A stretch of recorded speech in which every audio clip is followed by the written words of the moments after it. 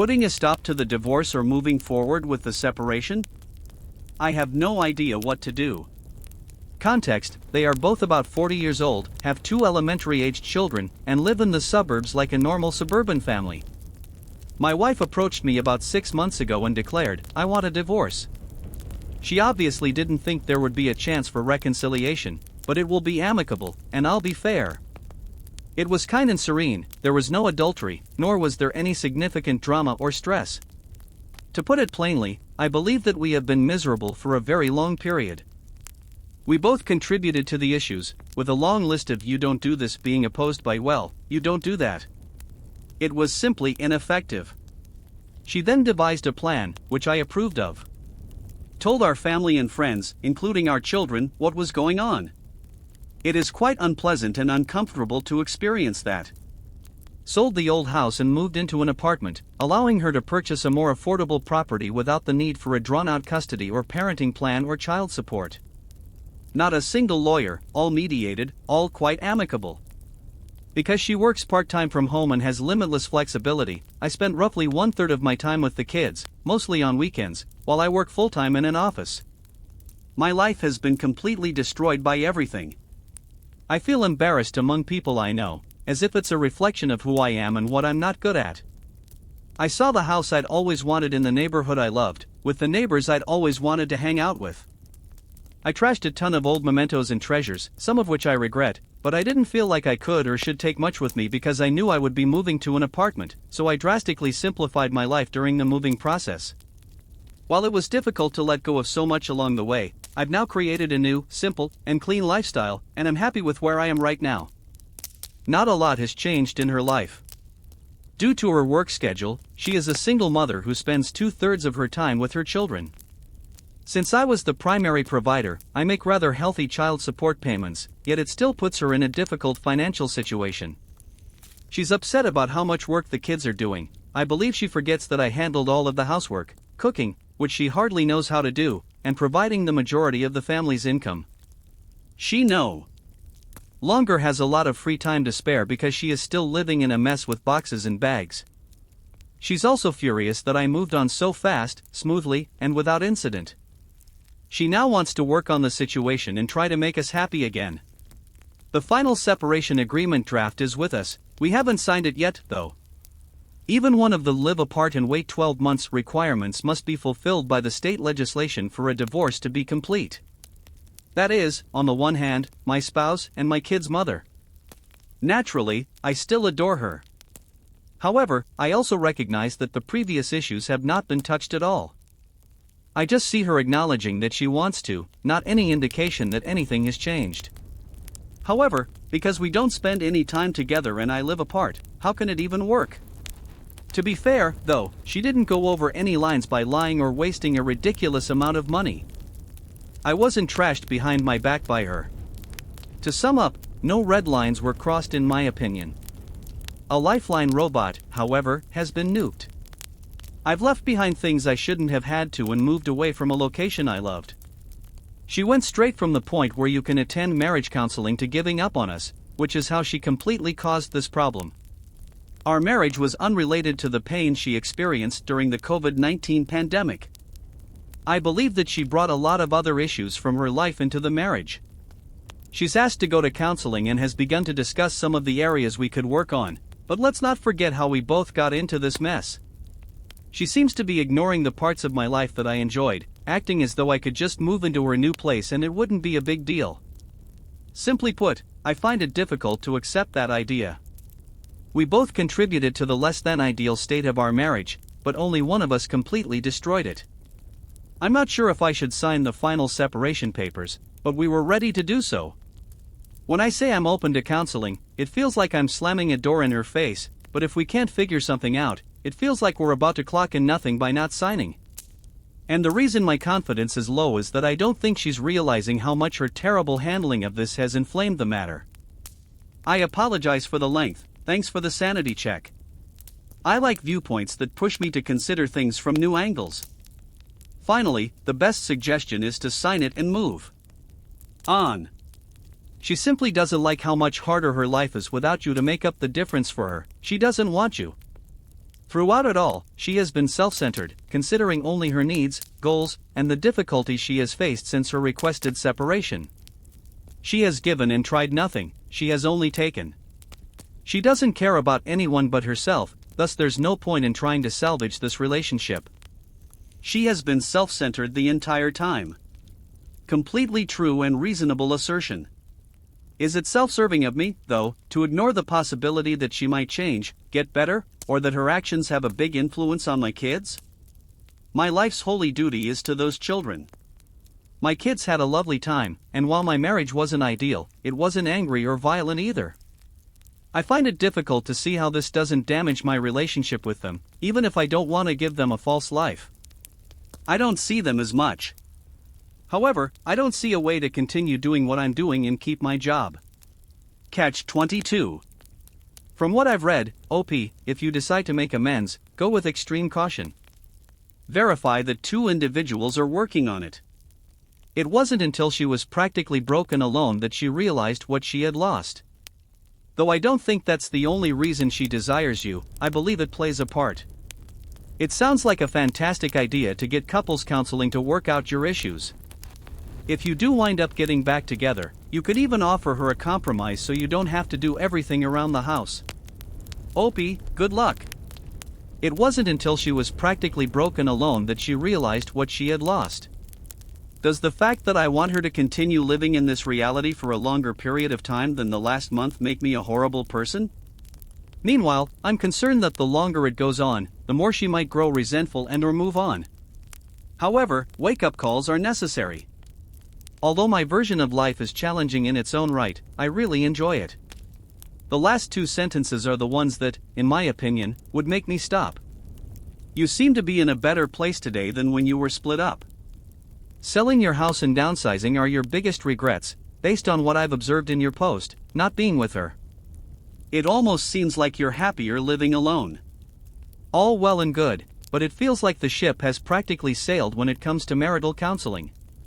Is there a separation agreement in writing? It might make sense to complete the counseling before finalizing the divorce if the agreement is final and enforceable, but you don't want to be in a worse situation as a result of your attempts to resolve the conflict. Drafted but not signed, therefore it's completely unenforceable and the separation clock hasn't started. I do want to sign it in part to protect myself. Pen to paper on pledges. If counseling doesn't work, there's no going back or changing it. The following tale is titled "My Wife Locked Me Out of the House on Our Anniversary Night Because She Didn't Like the Gift I Brought for Her." My spouse, a 27-year-old woman, and I celebrated our third wedding anniversary 4 days ago. Every year I would send her jewelry because she loves jewelry, but this year I've been struggling with debt and have had to spend all of my money on my car, which has been broken for 4 months. This year, I didn't get her any jewelry, but I did get her a vase that I thought would be nice. It cost me approximately $65.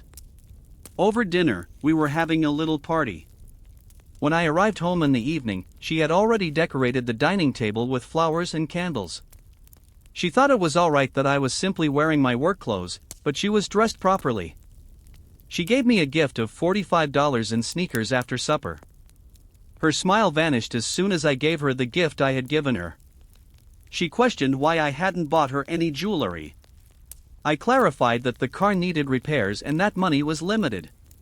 She stayed angry for a time before becoming her usual self again. I said okay when she later asked if I could take out the trash. I headed back inside after leaving a garbage bag outside, but the door was locked. I kept fiddling with the doorknob, but it was clearly locked, which confused the crap out of me. I contacted my wife to let her know that I was outside and that the door was locked because I didn't have a copy of the key with me.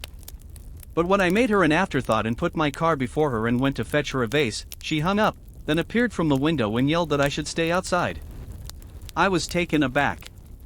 She said, "Yes, to teach you a lesson," when I inquired if she had shut the door on purpose.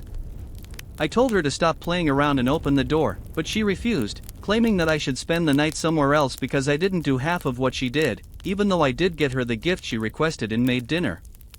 Create a romantic ambience, and dress nicely for our wedding anniversary. I became enraged and accused her of being petty enough to lock me out of my own home over some jewelry. She advised me to book a hotel room and take care of myself. I angrily replied that I would be happy to, but because the garage was also locked, I had to spend the night in the car. She protested the next day, saying I had offended her and had acted inappropriately by lashing out. I haven't apologized, she said. Her chilly shoulder is coming back. I mean, there are moments when I think my marriage is terrible, but then I come here and I'm like, I'm good. Yes, seeing what some people endure makes me grateful for what I have. I utilize this sub in a similar manner.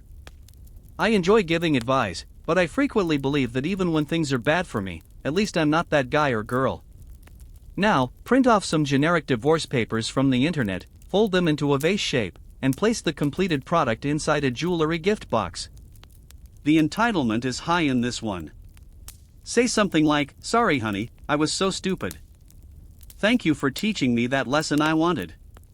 Got you the gift you truly deserve. You won't live to see your 4th anniversary, in my opinion." They will, since OB doesn't seem to be a very sensible person. Anyone should be able to put up with this garbage. For the next 10 years, she will not stop whipping him into servitude until she drives out every shred of his humanity. I hope you give the vase back. Give the vase back. Oh no, he ought to be requesting to have the wife returned. Rather, it's evident that she overreacted, but this is just one side of the tale. Many Redditors said, "OMG, look what my partner did, it was so over the top." So absurd, don't you think? In real life, people who have been aroused often react in exaggerated ways. Maybe this isn't the case. It's quite awful to have your wife prepare dinner, set the table for the anniversary, get dressed up for you, and then you gift her a vase. Maybe OP is the ideal husband, but still. It's for the house, Evis, and it's for her. For $60, you can purchase shoes, jewelry, or anything else genuinely of reasonable quality. If my partner also gave me furniture as an anniversary present, I would be furious. Beyond her love of jewelry, is there anything else you know about your wife? Not a hobby, not a collection, not a guilty pleasure?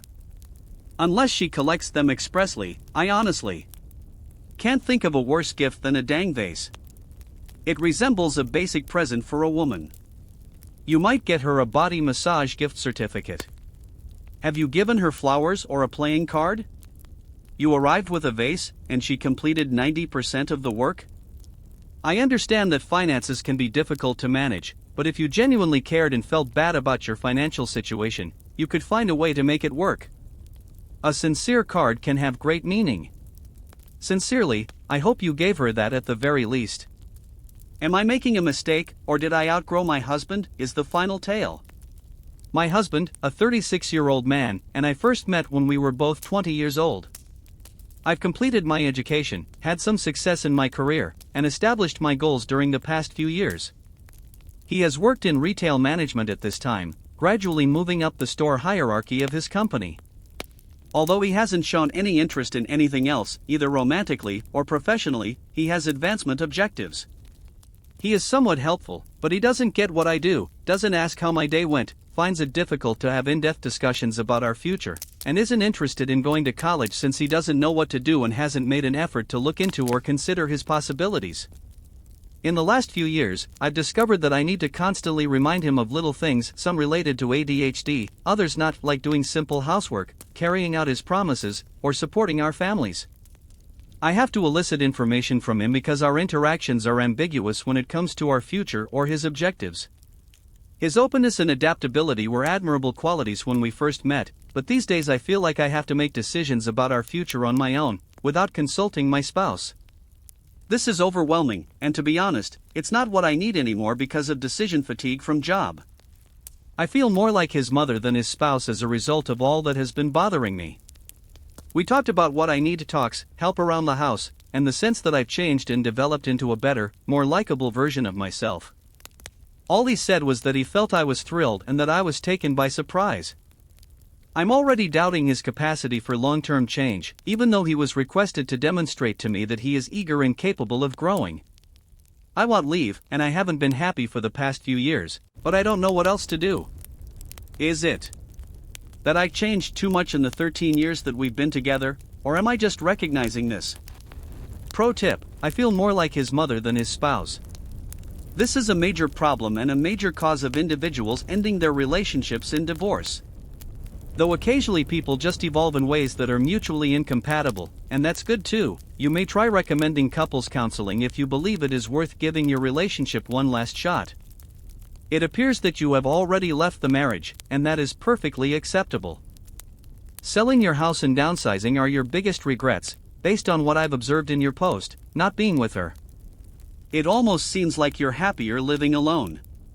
All well and good, but it feels like the ship has practically sailed when it comes to marital counseling. Is there a separation agreement in writing? It might make sense to complete the counseling before finalizing the divorce if the agreement is final and enforceable, but you don't want to be in a worse situation as a result of your attempts to resolve the conflict. Drafted but not signed, therefore it's completely unenforceable and the separation clock hasn't started. I want to sign it in order to protect myself, put pen to paper on my promises, and ensure that I can't take it back or modify it in the event that counseling is unsuccessful. The following tale is titled "My Wife Locked Me Out of the House on Our Anniversary Night Because She Didn't Like the Gift I Brought for Her." My spouse, a 27-year-old woman, and I celebrated our third wedding anniversary 4 days ago. She adores jewelry, so I used to give it to her every year. However, I've been paying off debt this year and have used all of my money to fix my automobile, which has been broken for 4 months. This year, I didn't get her any jewelry, but I did get her a vase that I thought would be nice. It cost me approximately $65. Over dinner, we were having a little party. When I arrived home in the evening, she had already decorated the dining table with flowers and candles. She thought it was alright that I was simply wearing my work clothes, but she was dressed properly. She gave me a gift of $45 in sneakers after supper.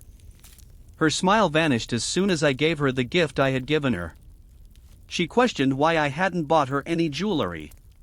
I clarified that the car needed repairs and that money was limited. She stayed angry for a time before becoming her usual self. Again. I said okay when she later asked if I could take out the trash. I headed back inside after leaving a garbage bag outside, but the door was locked. I kept fiddling with the doorknob, but it was clearly locked, which confused the crap out of me. I contacted my wife to let her know that I was outside and that the door was locked because I didn't have a copy of the key with me. But when I gave her an afterthought and put my car before her and went to bring her a vase, she hung up, then appeared from the window and yelled that I should stay outside. I was taken aback. She said, "Yes, to teach you a lesson," when I inquired if she had shut the door on purpose. She refused to open the door when I ordered her to stop playing about and get dressed appropriately for our wedding anniversary. She also claimed to have made dinner, created a romantic atmosphere, and made an effort to celebrate our wedding anniversary. However, I gave her the gift she requested and didn't do nearly as much as she has, therefore I should go spend the night somewhere else for that. I became enraged and accused her of being petty enough to lock me out of my own home over some jewelry. She advised me to go myself and book a hotel room. I angrily replied that I would be happy to, but because the garage was also locked, I had to spend the night in the car. She demanded an apology the following day, complaining that I had mistreated her and had behaved rudely by lashing out. I haven't apologized, though. Her chilly shoulder is coming back. I mean, there are moments when I think my marriage is terrible, but then I come here and I'm like, well, it's okay. Yes, seeing what some people endure makes me grateful for what I have. I kind of utilize this sub in the same way. I love giving advice, but I frequently believe that even though things are bad for me, at least I'm not that person or lady. Now print off some generic divorce papers from the internet, fold them into vases, and place them inside a jewelry gift box. I apologize, honey. I was very foolish. I appreciate you teaching me that lesson. I wanted to get you the gift that you genuinely merit. This one has a lot of entitlement. You won't live to see your 4th anniversary, in my opinion. They will, since OB doesn't seem to be a very sensible person. Anyone should be able to put up with this garbage. For the next 10 years, she will not stop whipping him into servitude until she drives out every shred of his humanity. I hope you give the vase back. Give the vase back. Who fought to inquire if he is able to give back the woman? Rather, it's evident that she overreacted, but this is just one side of the tale. Many Redditors commented, "OMG, look what my partner did." It was way over the top and so ridiculous, which is understandable given that, in real life, individuals frequently lash out in exaggerated ways when they are angered. Maybe this isn't the case. It's quite awful to have your wife prepare dinner, set the table for the anniversary, get dressed up for you, and then you gift her a vase. Maybe OP is the ideal husband, but still. Is it intended for her? It is intended for the home. You can purchase shoes, jewelry, or anything else for $60 that is of reasonable quality at a lower cost. If my partner also gave me furniture as an anniversary present, I would be furious. Beyond her love of jewelry, is there anything else you know about your wife? No guilty pleasures, pastimes, or collectibles. Unless she collects them expressly, I honestly can't think of a worse gift than a dang vase. It resembles a basic present for a woman. You might get her a body massage gift certificate. I understand that money is a difficult thing to work around, but you can make it work if you truly cared and felt terrible about the lack of money. A heartfelt card can mean a lot. I genuinely hope you at least gave her that. Did you get her flowers or a card? Why did she do 90% of the work, and you showed up with a vase? The final story, am I misguided or have I outgrown my husband? I am a 33-year-old woman who married a 36-year-old man when we were both 23. Over the years, I have completed my education, developed a respectable career, and established my goals. Meanwhile, he has been working in retail management and has been gradually promoted to a store level within his company. He has aspirations for advancement but has shown no interest in pursuing anything further in life, either personally or professionally. He is kind but does not grasp what I do, does not inquire about my day, finds it difficult to have meaningful conversations about our future, and is not interested in going to college because he has no idea what to do and hasn't tried to look into his options. Over the past few years, I've found myself having to remind him of small things, some things consistent with ADHD, others not, like basic household chores, following through with the things he offered to do, or helping our families with the things he promised. When I try to have conversations about our future or his goals, it's vague, and I have to pull information from him. When we first met, his kindness and flexible demeanor were positive attributes, but now I feel like I have to be the one to guide our future without any input from my partner. The decision fatigue from work makes this overwhelming and honestly not what I need anymore. All of this has been getting to me, and I feel more like his mother than his pal. We spoke about what I need, conversations, household support, and feeling like I have grown and evolved into a different version of myself that I really like. He only stated that he thought I was happy and feels blindsided. I asked him to show me he is willing and capable of growth, but I'm already questioning his ability for sustained change. I've been unhappy for the past several years and I want to end this relationship. Am I being too harsh or am I just realizing that in the 13 years that we've been together, I've changed and my spouse hasn't changed at all? Now for the best advice, I feel like his mother more than his spouse. This is a big problem and a major reason why people end up divorcing. Couples counseling is a good option if you think it's worth giving your relationship one last shot, but sometimes people grow in ways that are incompatible with one another, and that's okay too. It sounds like you have already checked out of the marriage, and that's fine too.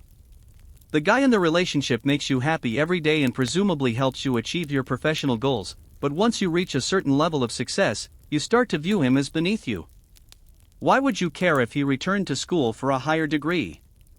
It doesn't seem like you even know what he would pursue. His current career path is taking him towards corporate retail, which is a decent path with good money. I guess a business degree would help with that. I wonder how much time he would have for you while working a full-time job and earning a degree. Does your ideal relationship entail two people who move up in their careers at the same speed? Do you think you have a lot of time for each other? It's possible that you have little interest in each other. You didn't outgrow him, you grew an insufferable ego. I think it might go beyond this. Your post really speaks to me. I had a very nice boyfriend in high school and a little after. He would always make me feel good about myself, saying things like, "I'm going to college, I just got a new job, I'm so smart." He never made an effort to better himself. Instead, he was content with where he was in life and proud of me for doing better. He would frequently tell me that I was out of my league, which was something I had to encourage him and help his self-confidence. He would joke about how I'm going to be the breadwinner. I was ambitious and driven. He seemed happy living in his mom's house. His new girlfriend, I hear, was picked up a few months later. They are married, have a toddler, live in her mother's basement, own 2 expensive cars, a muscle car and a pickup truck, and, given their jobs, their household income is presumably half of mine. I'm married, happily child-free, living in our own condo, plus heavy progress into a down payment. Single vehicle between the two of us that is nice quality and has many features but is not flashy. We have both been promoted at work every once 2 years, and our income reflects that. I never come off as a braggart, and I'm sorry for that, but my point is that my ex is very happy with his life, and I'm very happy with mine. They're diametrically opposed, though I wish I could be happy with what I have the way he is. But I'm not, and that has driven me to improve myself constantly. I'm happier for it, but I'm very proud of what I have accomplished. But I wouldn't have been happy if I had tried to do this with him. I would have felt like I was dragging a dead weight, and he would be unfulfilled that I never want to bear children and stop working so hard to spend quality time with him as a kid. We wanted different things, our ideal life looked very different, even if he said what I wanted to hear to avoid losing me.